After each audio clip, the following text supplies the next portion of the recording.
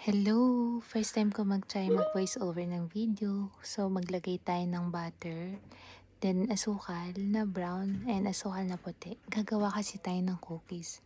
Halagan to pala to. Nagmamadali ako. Vanilla. Tapos itlog. Double yolk yung ginamit ko nga pala para mas tipid kasi sabi mas okay daw sa cookies yung mas madaming egg yolk. Harina. Add lang tayo ng harina, then cocoa powder, and buttermilk powder, naglagay ako.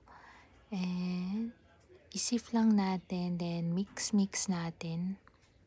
Ayan, halo-halo lang. Diba seryoso?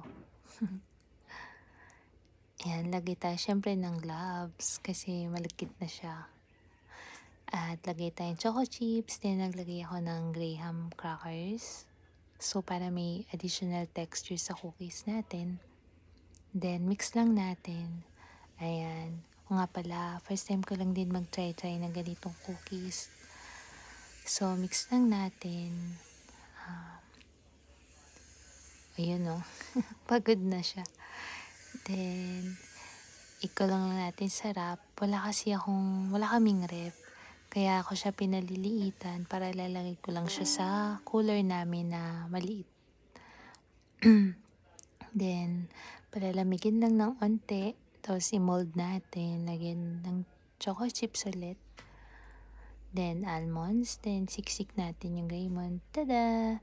So, mga 10 to 12 minutes ko lang din yan ginawa. Dito, wala pa akong oven. So, sa air fryer ko siya binake. Then, gumawa ko ng lagayan.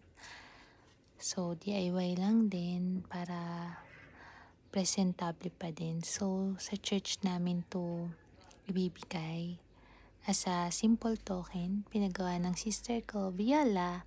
Ayun yung cookies natin. Ayun yung texture niya. So far, nasarapan sila dito.